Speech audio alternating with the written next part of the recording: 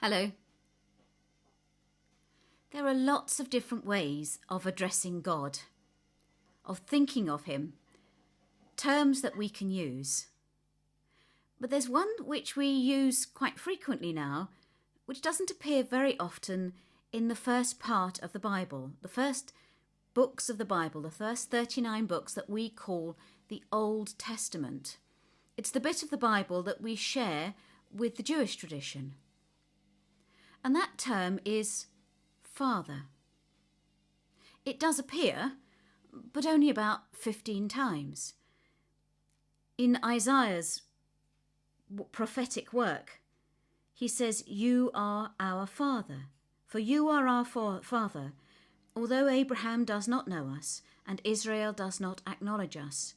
You are, O Lord, are our Father, our Redeemer. From on old is your name." So it's not just a role, but God's title is also Father. But it's not used very much. And that might be because in the other religions in the nations which surrounded Israel and Judah at the time, the term of father was used for gods and had all sorts of other connotations. But that changed with Jesus.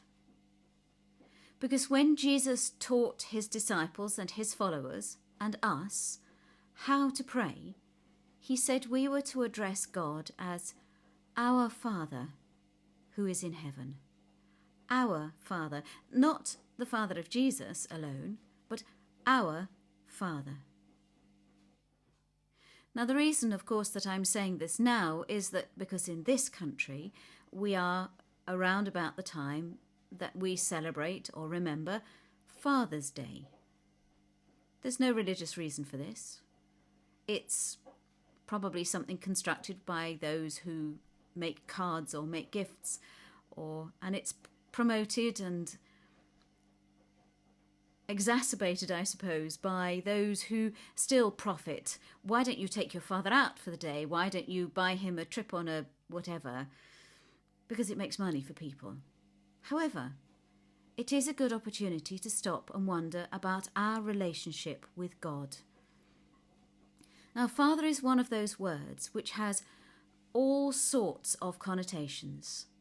It's different for each one of us. It depends on our culture.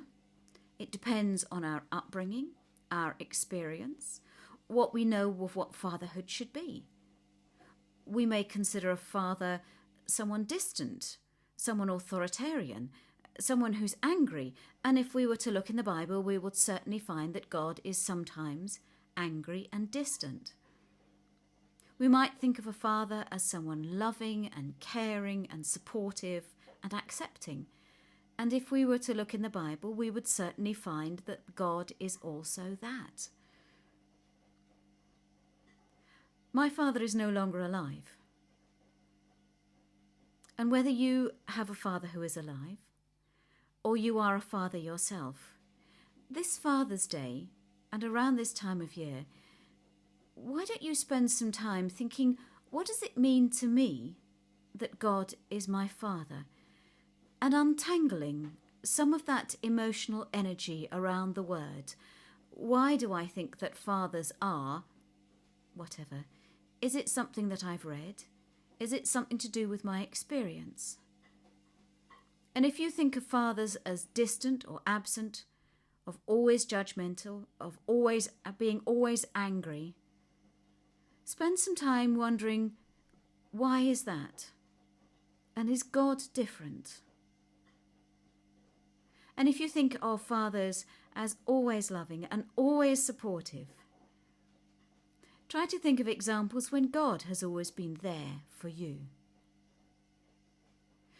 Our view of the word father is very tangled up in our experience. It might be worth spending some time this year trying to untangle that and see God for who he really is. Remember the times that he was there for you. Remember the times that he wasn't there, and ask why.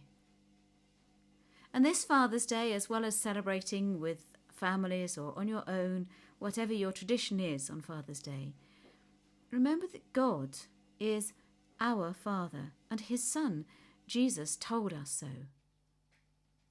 And praise him for who he is. Recognise him for the Father that he is. And thank him for who he is. Keep safe.